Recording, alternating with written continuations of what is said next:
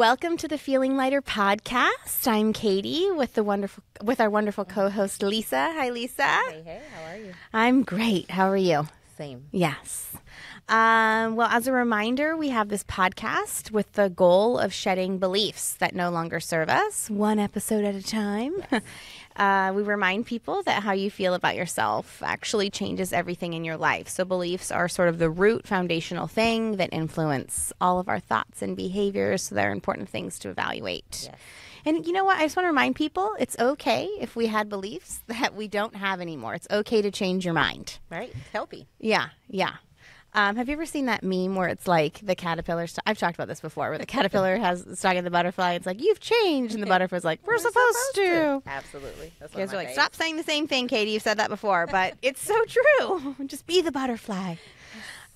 We have Nicole Cruz on today, registered dietitian. She is the only person we've had on 3 times. So we really like Nicole. She's around here. I told her before we started, like, I don't even need to tell you what to do. Well, we're just going to get started. So I love her content on social media. So we asked her to come back for a 3rd time. But maybe you want to start with her bio and we'll jump right in. I will. Okay. So Nicole Cruz is a registered dietitian, nutritionist, a mom of 3, and wife who takes an intuitive eating and non-diet approach to food. Her online practice is devoted to helping individuals and families reclaim their joy and find food freedom through one-on-one nutrition counseling and group programs. Whether you're parenting your child or reparenting yourself, Nicole is devoted to helping you foster a healthy relationship with food. Welcome back, Nicole. Thank you. I feel so honored to be the only one with a 3rd-time spot here. So thank you for having me. Very welcome. We love talking to you.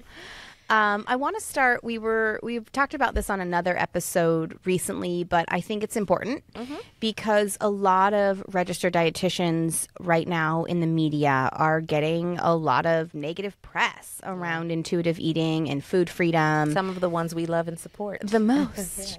And a lot of just, oh, you're making the problem worse and America's so unhealthy and why are we going, this is the wrong path. And so I don't know if you can just speak to that a little bit. I mean, I don't know if you're seeing that as well, but I've seen a lot of this recently. And I don't know if it's just a misconception around what intuitive eating is. I also was telling Lisa before the episode, like, well, the way we've been doing it doesn't seem to be working. So why are we shutting this new path? I don't know. But I'd love for you to speak on that a little bit about sort of the negative press around intuitive eating. Yeah, absolutely. I've been seeing it as well. And, I think there's multiple factors. It kind of goes back to what you started with, right? Some people, I think, just don't want to change. We don't want to open ourselves up to new beliefs. And so we're just very fixated on this idea that people just need to control what they eat. They need to shrink their bodies. And that is the only way to pursue health. And that's just kind of a cultural narrative. And so I think that anything that challenges that gets pushed aside, gets beaten down because it's threatening too, and I think there's probably a lot of a bigger picture around that. Think of all the industries that are threatened if we can accept ourselves and if we can be okay with how we're at, where we're at right now. And so on so many levels, right? We could go aesthetic with that. We could go health. We could go weight, all these different pieces of it. So I think that's a huge part that it threatens people. That's part of it. I think fat phobia is just so pervasive in our culture that that's the only thing that people are fixated on to pursue health. And so again, changing that narrative, I mean, that's huge. It's so deeply rooted. And I know we're not going to go into that here, but we just have to recognize how deeply rooted that is and how far back that goes. So I think that's a really hard one to change at all. And I think also you said, is it just a misconception? And I think that's a huge part of it.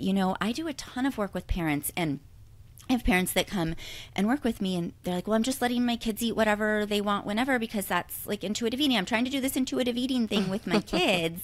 And so it's just this idea of like whatever, whenever. And I think a lot of adults, some approach intuitive eating that way, and some that maybe are on the outsides and having this backlash, they just think that's what it is too, right? It's eat whatever, whenever, that it's not about attunement. It's not about variety. It's not about any of those things. It's just eat whatever you want without care. And that's really not what intuitive eating or finding freedom with food is about. Right. I feel like it's diet culture just clawing back to try to be relevant.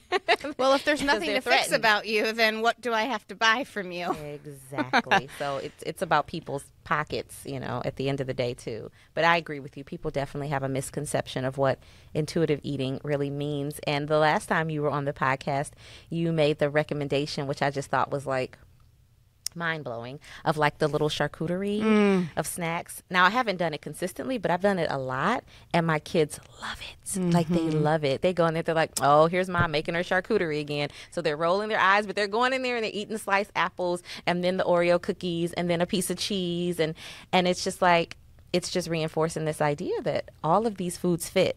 None of them are good or bad. They're all a part of sustaining you, and it's a healthy way to engage with food, as opposed to like only treats after dinner, or that's bad, don't have that, or don't start your day with this. And so it's been very impactful for me. So thank you for that tip.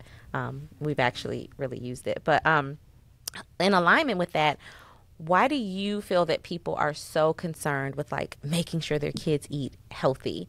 Is this like a judgment thing? Is this like I want to be perceived as a certain type of parent thing? Societal pressure? Like, what is it that's like got people, especially as it relates to their kids? I think you just touched on a whole bunch of it. I think there's definitely a judgment, especially with the way that social media is these days, around, preparing the perfect bento box and only buying the organic X, Y, and Z, and like all of those things. And parents actually identify with that now. Yeah. There's this whole identity wrapped up in what we feed our kids and how we do that. And so I think that's absolutely a huge part of it that is perpetuated by social media. And I think that's also part of it in and of itself, the social media piece. We used to just have mainstream media, which we still have, which still does huge headlines and sensationalizes one study that found out, something about eating sugar or quote unquote processed foods or whatever those things are. And so it's still sensationalized in that way. There's this one small study that now is blown up to say that all sugar is horrendous, or, we should never feed our kid a drop of whatever, chemical or ingredient or whatever the thing is. So we still have that aspect, but now it's done on social media too, left and right, and people are just bombarded by it. And so I think it's also out of fear. They really do want to protect their kids. They're scared for their health.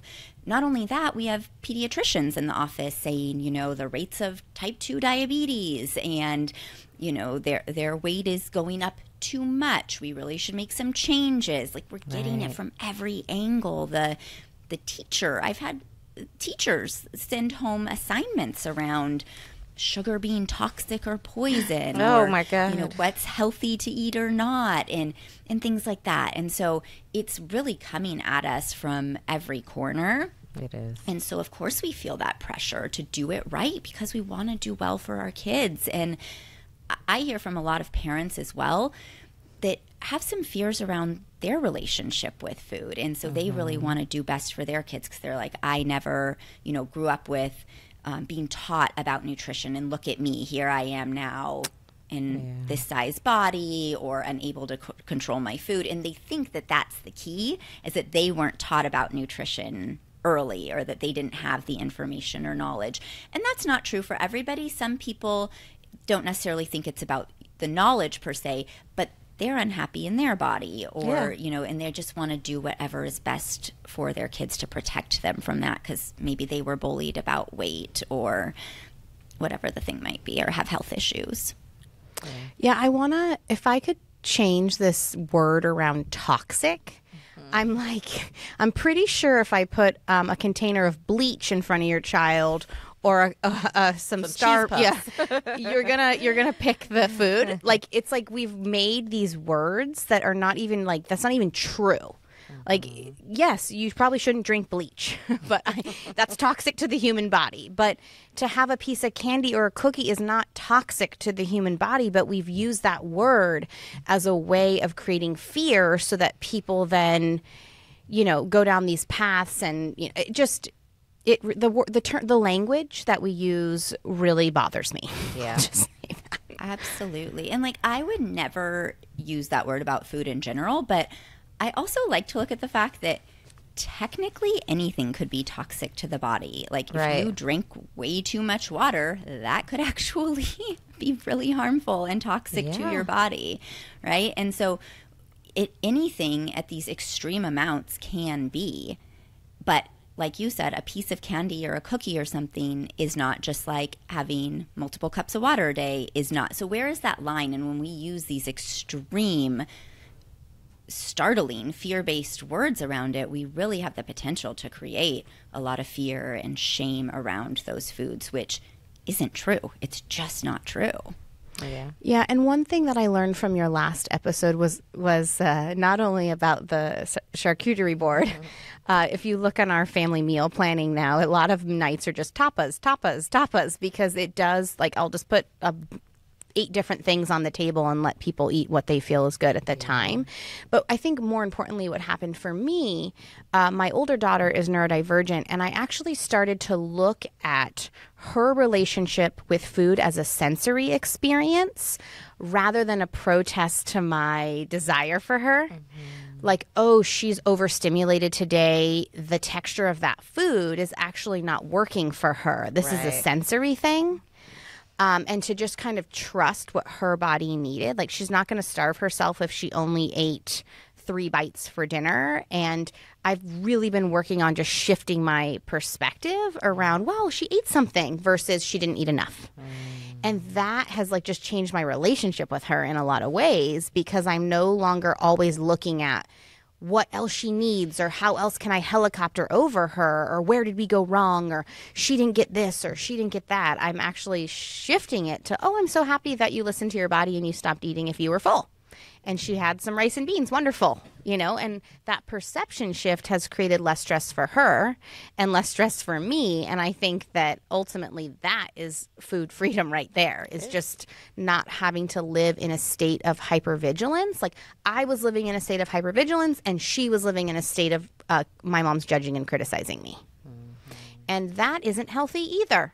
Oh, it's not. So if we want to talk about health, it's actually a lot more freeing to be able to change my own perception, and to also recognize, I think I mentioned this last time, but I remember when we were having this conversation with my partner and our nanny about, like, what do we do about food in our home and all of these things, and we were all chiming in, and then I said, wait a minute. Which one of us feels like we have a healthy relationship with food in our body? Let's let that person lead the conversation. And then it got silent. And I said, maybe we should resource out what we don't know for ourselves, because we're still not all the way there. And so that's when I was like, let's talk with Nicole, because I was like, the blind are leading the blind over here. And I think we need to pause and evaluate even parents. And, like, what is your relationship with food? What is your relationship with your body? And are we just passing that on? And if that's the case, that's a good opportunity to pause and see if, like, maybe we could get some support, like some of the work that you're doing. Yeah, I agree 100%. Yeah, absolutely. And that you don't have to do that work, like, necessarily first. Like, oh, I have to be healed in my own relationship with food before I can, work on feeding my kids in a quote unquote healthy way or something. I find that so many parents come to me and they will say, like, doing this work really helped me with my own relationship with food and the way that I feed myself, the way that I think about food now in general, the way that I think about bodies. It often starts with their kids. Like, I want to, feed them in a way that supports them to have a healthy relationship with food, but we can translate that to ourselves. And I'm actually thinking of a particular client right now, Katie, that you mentioned, about the relationship with your daughter. And she was one that said to me, when she finished my program, she just said, I can't believe, like, how much more connected I am to my child now, because we don't have this food stress sitting there. And I've learned to trust her in this feeding relationship. So it's like, one, we get rid of this negativity and this stress and this tension around food. And 2, we actually build in more trust and connection by doing this work. And it helps us too as adults and parents. Yeah. And that's why it's not another, because one of the questions I think we wanted to talk about is, like, why food freedom or intuitive eating isn't another trend or fad diet. And I think it maybe plays into that point you're making, is that when we're putting our kids on diets, when we're dieting, when we're stressing about food, it's about like trying to maintain some control over ourselves, our weight, our bodies, their bodies, what they're eating. And then when we shift to this new way of thinking, I mean, I know for some people it does feel like a diet because you're so confused about what you're supposed to do next. But, you know, with the proper guidance and education, it can be a very different experience. Can you kind of speak to how different it is to like walk the journey of food freedom and intuitive eating versus like, you know, a diet for yourself or for your children? Yeah, well, I think that's exactly it, right? That when we think about diets and trends around food, it's all of this external guidance about controlling ourselves, like you just said, versus something when we're trying to find more freedom with food. Again, it's not just like, you know, throw it all out the window and who cares anymore. It's about connection to our own body, connection with our kids if we're talking about the parenting relationship with food. It's based on an internal guide to how we eat. That trend is never going away. Like, you live inside of your body. That guidance will always be there for you to connect to, for you to check in with and say, how am I feeling right now? How does this specific food make me feel? How hungry am I? How full am I? Do I feel satisfied? That is always there. That's, you know, never changing. Yes, we can find that different foods affect us differently as we age or whatnot, but the guidance system is always with us versus looking at these external trends that one day it's to eat low carb, another day it's to, you know, only eat meat, another day it's to, right, cut down on fat or whatever the thing is, right? Cut out gluten, cut out dairy, cut out this, cut out that. It's all of these external broad rules versus going, oh, dairy really makes me feel unwell, I don't think I should eat it. That's an entirely different frame. Right. Yeah, it reminds me of when I used to, it's hard because this is where I think that intuitive eating is getting this sort of negative press. It's like we think that we're just going to like throw the baby out with the bathwater and nutrition doesn't matter anymore. And I think that it's important to say that's not what's happening. So one of the things I noticed with my daughter is that when she does have a breakfast that does have protein included with other macronutrients, not just protein, I do notice that she tends to like her. I can just sense that her energy is a little bit different versus if she neglects the protein portion of that incomplete meal. She does. I see differences in her. But the old me used to be like, you have to have this many, like, and the new me is like, you know, Elle, I'm noticing that when we have this type of energy source and this type of energy source and this type of energy source, we don't have to exclude anything. But when we include some of the protein, I notice you tend to feel a little better. Do you notice that too? And then I just walked away. And guess what? Now she comes to me and she's making her own choices that she's like, oh, Mom, I found these waffles. They have some protein. They have some. And I'm like, wonderful. How do you feel? I actually feel really good when I eat those. Great. I'm glad you found that as a breakfast choice. But it was my hypervigilance and control and micromanaging that actually made it worse and her resist more. Right. But when I shared my observation out of curiosity, not out of divinity, do you notice that about your body too? And I walked away. She actually then did it herself. So I think when you talk about the trusting, that's really hard. It was hard for me to let go of control when I did notice differences in her. But when I was able to just give information and ask her how she felt about her body and if she experienced it the same way and walked away, it was amazing to see what happened from that experience. That's cool. Absolutely. And I think we can give a little bit, and depending on their age, we don't need to educate a 4-year-old about protein. Like, that's not helpful at all. But depending on their age and where they're at on this journey, we can provide suggestions. We can share what we see. I have a similar experience. My oldest is 11 now, and not too long ago, he was like, I just want Nutella on that bread. I don't want you to put the peanut butter on. I was like, totally. I'm like, that's fine. We can do that.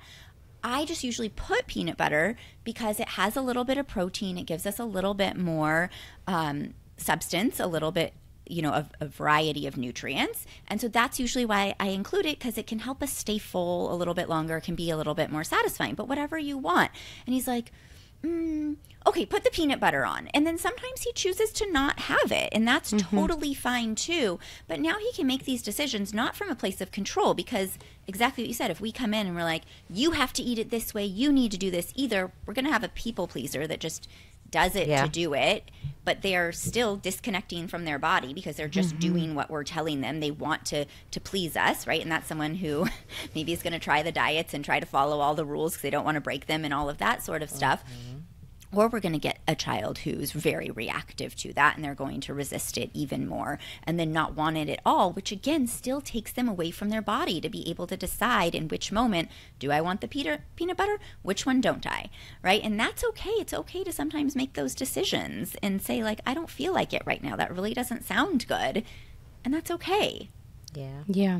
Yeah, she doesn't choose that every day, and I don't really care. I'm like, the choices are here. I gave you some information. I gave you some observations. What do you notice? And I think it is hard to watch your children also be uncomfortable. I've had to recognize that as a mom, like when even outside of food stuff, if she's having a really hard time, I want to fix the situation because I know that if she took a hot bath or if she did this thing, she would be able to regulate. But now I've been saying, I have some suggestions. If you're looking to soothe yourself or have some help, let me know if you're interested. And then I just hold space for the feeling. And guess what? She comes back about 10 minutes later and she goes, what do you suggest? I say, you could take a hot bath. Sometimes that works for you. Try it out. You know, it's like, it's that like just trusting and knowing that building up some resilience in our children is going to be okay. Like saving them from every little thing isn't really serving them. And with food in particular, it's really not serving them. And it's okay to just provide the variety, offer age-appropriate information that doesn't have judgment behind it, just neutral information, and see what happens. Like, I think that that's okay to do that. Absolutely. You know, this is something we talk about a lot inside of our program, my program Nourish Together as well. There's three main topics that we tend to cover. I mean, overall, having a healthy relationship with food, but a lot of parents are concerned with their child's ability to self-regulate, potentially like, quote unquote overeating, being in a larger body. We talk a lot about sugar and sweets, and is your child obsessive around sugar and sweets, and a lack of variety. Like, those are kind of the three main topics. And something that comes up a lot for parents who have children in larger bodies that we have to talk with is like, that is not your thing to have to control or fix. Your job is to be there with them, to be present with them, to let them learn to attune to their body cues, to let their body grow into whatever size and shape it's supposed to be. And what they really need is you to be a safe space for that, not for you to be providing any sort of like fix-it solution that might share some judgment, or for them to not feel like they can come to you and talk about it, for you to not be empathetic with them and to try to fix it, to show them that something's wrong with their body. And so it just speaks exactly to what you were saying, Katie, around like, we often feel so uncomfortable when we see our children uncomfortable, but we have to let them navigate this on their own. This is their own relationship with food and their body, and we are just here to be a guide and a safe space and a support system for that.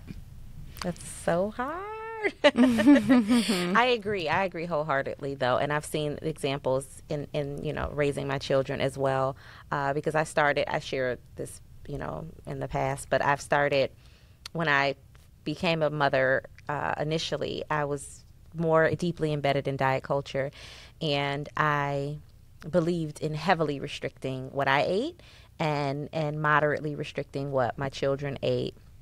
And you know, my pantry was full of like whole grain, you know, natural, sometimes no gluten, but just like super duper quote unquote healthy items. And I shared, I think on the last time we talked, that my daughter, I think she was in second grade at the time, started taking snacks from friends' lunches and backpacks. And it was a whole thing. We had a whole meeting. I was all freaked out. And, you know, we were chastising her for it. Like, oh, this is a bad behavior. You don't take. And then I had to have like that light bulb moment and recognize like it was my fault. Like it was literally my fault. I wasn't giving her access to a variety of things. And she was a very wonderful people pleaser. She's almost 13 now, so we're getting her out of that. But she was all about pleasing mommy and eating what mommy wanted and smiling. But when she got to school and she got access to the stuff that looked really good, She was like, oh, I'm taking this. And she knew stealing wasn't right, you know, because she was smart enough to lie about it and sneak.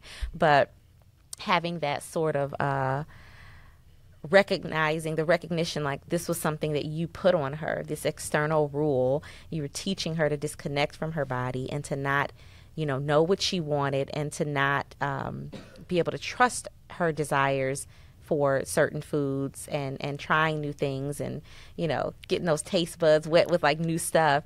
And as a result, she started grabbing it from other places. And that was mind-blowing for me, and it was it changed everything for how I interact with my kids. So now when you look in my pantry, we've got it all. We've got all types of potato chips and popcorn and cookies, and we still have, you know, Nutri-Grain bars. We still have applesauce and fresh fruits and bananas. Like, we still have all that stuff, but they have so many more options now. I mean, they still complain and want more because they're kids, but but they have things that they can now access, and it's been a beautiful journey to see how they've transitioned and how they eat and how they engage with food. And like you said, when parents come to you and they've had negative relationships with their bodies or with food, and they're just wanting better for their children, I'm now getting to see that, like, because I thought I had it figured out, right? Like, I thought I knew what I was doing. I was a health and nutrition person. And it's like, oh, I really wasn't being kind to myself. And then I was giving that to my children. And now I get to see, you know, the other side of that.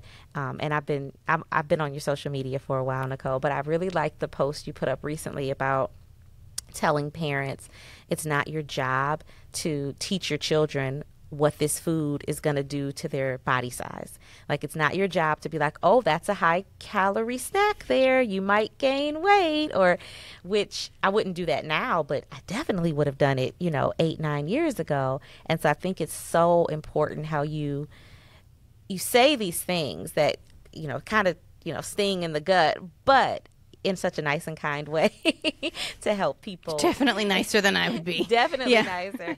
And I really appreciate that. But that post in particular, and I don't know if you want to speak to that anymore, but that post in particular was very, it stood out, and it was a little activating, but it was a good reminder for, like, this isn't my job. I'm not the body police to tell you, like, oh, that food's going to make you gain weight or whatever. So.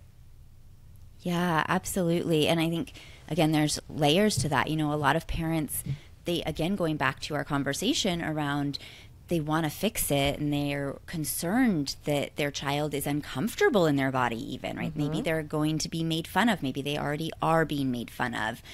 Maybe they don't like the way certain clothes fit or whatever it is. And they feel like, oh, well, if I could just tell them that if they would eat a little different, then maybe they would lose a little weight, or maybe their body wouldn't continue to gain so much weight. And, like, it comes often from a good place, right? Or, and this is how fat phobia affects us all, even children that aren't in larger bodies, parents don't want them to become in larger bodies. And so they want to protect them that way too, right? By making sure they have the education around that. And so parents, you know, again, want to go in and want to say, like, well, maybe if they understood this, then maybe they would choose different foods. And there's, again, so many layers, like you said, because one is, it's not your job to be the food and body police and try to change your child's body size and to educate them about this. And two, do we really think that that's effective? Because adults know that. And we still have adults in larger bodies. We still have adults choosing to eat all sorts of different foods. It's not just education that makes people make changes, especially if they're hungry or they desire those foods. Right. So it's not even effective to do that, not to mention all the potential shame, harm, guilt, reactive eating from the deprivation, from trying not to eat those foods anymore, then swinging the other way, then feeling bad about it because I really shouldn't be, so now I need to hide that behavior. Like, again, there's so many potentially harmful things that can come out of that, that, one, it's not effective, you know, and two, it's potentially harmful, and three, again, you know, what are we really trying to do to our kids' bodies? I think that I've come to believe that children's quote unquote bad behavior, I've come to believe that there's really no such thing as children's bad behavior. I've come to believe that they are different forms of communication that are opportunities for parents to be reflective. And I think that as parents, we use power and control to mold and shift a human being that we think is like ours to mold and shift in a very specific way. Now, I'm not saying laissez-faire, sit back, and we have no boundaries. That is absolutely not what I'm saying. I think parents should be pillars of safety for children and be guides. But the idea of like, this is the person I want you to be, so I will use power and control and fear. And I was guilty of this. So that's how I can speak to it. And I've come to a point now. I actually had a call with the parenting expert. I booked a private call with her, Dr. Shafali. I don't know if you know who she is. She's like a parenting she's a psychologist who focuses a lot on parenting. And I had a call about some of my daughter's behaviors. And you know what she said to me? You better get your shit together because your daughter is getting older. And if you keep focusing on controlling her, you will lose the opportunity to have authentic connection. This is 100% on you. And I said, here's my credit card. Thanks for the call. And I remember feeling almost offended. I would have been offended. Yeah. She's very blunt. And I actually appreciated it, though. I sat in my ego was bruised for a couple weeks. And then I thought, well, you can sit here and be bruised for a couple weeks or forever and not do anything, or you can actually like listen to what she's saying. And so now what I do is, even outside of food, I feel like when I feel that control coming in, when I'm making a decision for my children, that you can tell inside when you're making a decision because you're afraid, because you want to have control. You can tell if you stop. If you stop. Yeah. And what I do now is I say, when I do that, because I'm a person and I'm going to make mistakes, I actually go to my kids and I say, Mom was using power and control to get her way with you. And I regret doing that. And so I'm actually we're going to have a redo on what just happened. And they deeply appreciate it, to be honest with you. Awesome. And so, because I don't want them to use power and control on other people either. So how do I do that? I have to model it and I have to call it out. But it has completely changed my relationship with them. And again, I'm a human. I'm going to make mistakes. I do it all the time. Yeah. But the idea that I'm going to control everything they eat and everything they do and the people they become and the body size, it's just, what do I really want? And I've said this before, like we've already done the research on what human beings really want at the end of their life. When people are on, I think Harvard did this research, when people are on their deathbeds, they weren't saying, I'm so glad I spent time trying to control what my child ate. I'm so glad that I devoted 100 hours a week to my career. They all say, I wish I would have devoted more of my life to deep, authentic, meaningful connection. Yeah. So pausing and asking yourself, am I in this space because I'm afraid, because I want power, because I want control? Or am I in this space to create authentic connection? And it's okay to just acknowledge it and have a redo. Children are very forgiving. They are. They really are. So I think this is kind of the root of the work that you're doing, is having parents connect with their children versus control their children. Mm-hmm. Absolutely, right? Because when we do that, we're, one, again, connecting to our children, and two, we're allowing them to stay connected to themselves and to their body. And that's huge too. So it's both. It is all about trust and connection for the individual person and in the relationship between parent and child. It's both. And, you know, I have the core premise, the core belief around kids are natural, intuitive eaters. They are. And they do want to get the nutrients that they need to grow and thrive. And if they're not, speaking exactly to your point, Katie, right? Like if their behavior is not showing that, there's a reason for that. There's something interfering. And for me, a huge part of that interference is often the feeding dynamics between parent and child. And sometimes, though, there are other internal struggles that a child might be having, like sensory issues or something like that. So we still want to build and support them. It's not that we go in then because they have sensory issues, they have trouble eating certain foods, maybe they're not getting some nutrients that would be beneficial. It's not that we go in and try to control that. It's that we understand that there's something interfering with their ability to get this variety of food. So now, how do we support them in that? In a connected and meaningful way. and or how do we remove the dynamics at play that are interfering with that, which is often, right, our kids reacting to something, so then they resist, or then they quote unquote overeat or try to get as much food as possible because they fear they can't have it, or, you know, they push away the foods we want them to have because they know we want them to eat those. You know, whatever Right. they're reacting to. We could talk all day about dynamics, but there's so many different dynamics that our kids can react to. But it's one or the other, right? There's either internal interference or external in that feeding relationship.